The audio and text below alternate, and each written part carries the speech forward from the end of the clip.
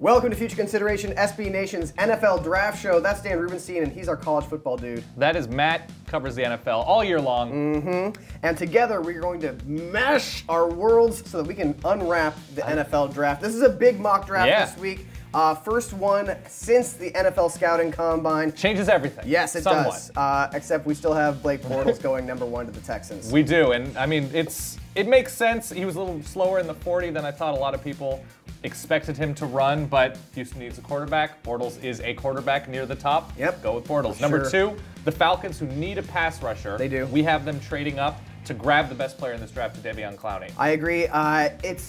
We do see something with Stephen White's excellent analysis. Yes. We see that while he's the most amazing athlete in the NFL Draft, he needs to be coached up. Yeah, a little raw still. Yeah. All right, number 3, Jacksonville with Bridgewater.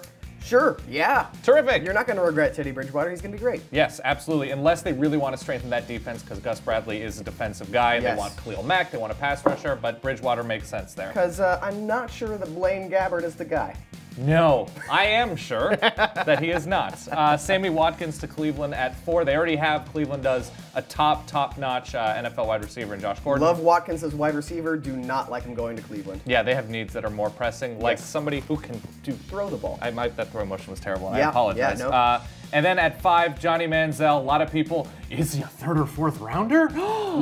No, he's not. No, he's not. He's a first-round draft pick, and he should be. And Oakland would be a fun home for him if they can surround him with an offensive line. I love the culture plus personality. It's a great mix. Yes, absolutely. Let's jump around a little bit here. Khalil Mack, a lot of people don't see him falling this far to Pittsburgh at 15. No, this is probably the most talented outside linebacker in the NFL draft. Probably a top 10 pick. And we'll get more into the Steelers and AFC North team needs in a bit, but they need a safety. They don't need a linebacker. Yeah, they're getting old at safety. We're unsure about what's going to happen in that defensive backfield. I like Mack as a value there. Odell Beckham Jr.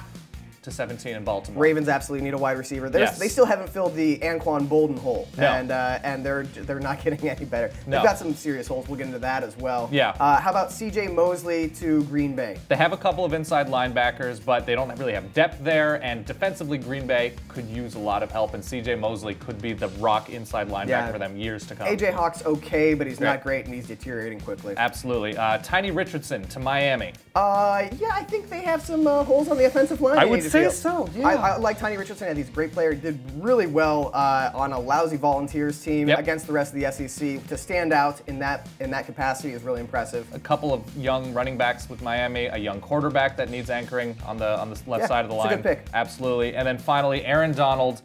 No way to me he falls this far. Not after the performance he put out at the Combine. I think he's a top 20 pick, possibly the first defensive tackle off the board. Right. And Denver, it has a pretty deep defensive line. That's not where they're weak. Like, that's confounding to me. I don't see that happening. The only reason I'd say hooray is if he falls that far, you grab him and you hold on to him and you say, he's all mine. There's no chance that you actually get your arms around him. No, that was around one arm. That was one arm that I was getting around.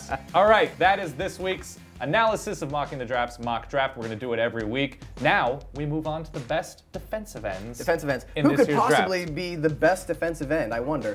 Could we have a phone a friend? It's Jadeveon Clowney. Yes. It's Jadeveon Clowney, and it's pretty simple why. Size, speed, strength, raw athleticism, off the charts. Best player in this draft. The only thing he really needs to improve upon, he needs moves. He needs technique. He needs to figure out how to play as an every down defensive end. If he doesn't get coached up, he may merely be a Julius Peppers instead of the next Lawrence Taylor. Absolutely correct. Next, I have Coney Ely from Mizzou. This Mizzou line in general, I mean, Michael Sam is not going to be in this list, but just in general, Mizzou did great. Coney Ely, raw, size is great, arms are great. The effort could be improved, and figuring out how to deal with double teams if he is successful on the level we think he's going to be. I do not approve of what Coney did in Africa, but I do love him coming off the end. Yes, no, that's fair enough. Number 3, D Ford, who's limited, didn't participate in the Combine, nagging back injury, but unbelievable effort. The urgency with him is there, the closing speed. You got to love him. He needs to bulk up a little bit because of those nagging injuries. The NFL's a grind. A back problem for me. A herniated disc from 2 years ago, 3 years ago, is a huge red flag for me. It's a big red flag, but his upside is such that if he checks out medically, you're going to have to grab him in the first round somewhere. At 4th, you've got Stephon Tuitt. Yes, big dude, great athleticism for his size. He's right around 300 pounds, played in that 3-4 system for Notre Dame. Great hands, plays low. The question to me is the effort. You know, when you're on at that size in the NFL, teams are playing faster than ever. When you have a big guy like that, the good thing about him, versatile. Will play end in a 3-4, can move inside in a 4-3 set. I like him a lot. And Scott Crichton. Yes. No relation to Michael. I knew you were going to go there. Yeah. You do like your Michael Crichton. Do I ever? Scott Crichton, 3-year starter at Oregon State. Really, really good. Experienced, polished. Can play a little bit high at times, which is worrisome, but a very good natural defensive end, and probably second round, third round, somewhere in there. He's going to make a team very happy. All right. Those are Dan Rubenstein's top 5 defensive ends in this year's NFL draft. What do you think? Let us know in the comments. Now, though, we move on to AFC North team needs. Fun division. I'm really excited for this one. A lot of defensive needs. Yeah. Top of last year's division was the Bengals. This is a team where they really... They're complete. The only holes that they had last year happened because of injury, season-ending injury. Your Geno Atkins, Leon Hall. However, I think that cornerback is a real need for them. Getting older. Terrence Newman played really well, but he turns 36 in September, I think. Leon Hall has torn both of his Achilles heels over the last couple of years. Talented player. Yeah, and they took Drake Kirkpatrick a couple of years ago in the first round, but still, corner's still a need. And then defensive end, if Michael Johnson ends up leaving in free agency, they could use a new defensive end opposite Carlos Dunlap. Never hurts to grab a pass rusher. And of course, quarterback play is not their strong suit, but you can't just ditch Andy Dalton. Put a bookmark right at the quarterback position, like, we'll get to that. It's something that's on the horizon in coming years. Yes, absolutely. Next, Pittsburgh, a team that was sort of at the top of the North for a long time.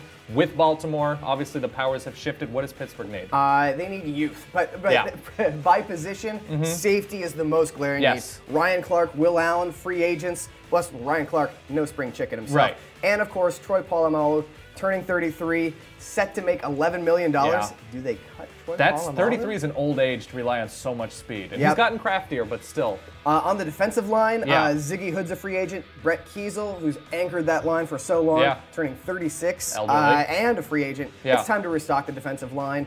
And then you've got questions at wide receiver after Antonio Brown. Emmanuel Sanders is likely leaving. Is Marcus Wheaton ready to step up? Maybe they need to. And Pittsburgh needs more than just that small, fast guy that goes deep. Yeah. They need a more versatile guy. How about a left tackle, too? That'd be helpful. Sure. That'd keep them standing up. Next, Baltimore.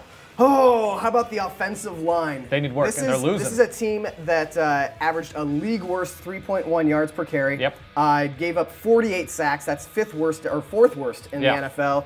And Michael Oher and Eugene Monroe could be leaving in free agency. Bookending, they still haven't found a center to replace Matt Burke, who retired a year ago. Right.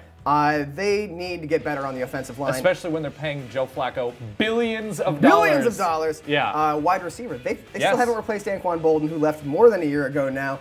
Jacoby Jones is a free agent. Brandon Stokely's retired. The fact that we're even talking about replacing Brandon Stokely. What will they do? They need a wide receiver. Yes, and Torrey Smith is great, but he's that big play, speed guy going deep. And finally, we have Cleveland, a team that doesn't need as much as maybe the record indicates. Yeah, hold on. I'm going to cut and paste something from the last 15 drafts. Do it. They need a quarterback.